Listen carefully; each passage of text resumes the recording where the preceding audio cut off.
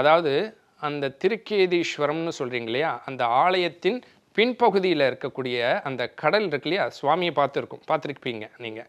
அந்த திருக்கேதீஸ்வரத்தின் பின்பக்கம் தான் அனாதிநாதர் இருக்கார். அங்கே மட்டும் கிடையாது, திருவண்ணாமலையிலையும் சிவனுடைய பின்பகுதியில் அனாதிநாதர் இருக்கார்.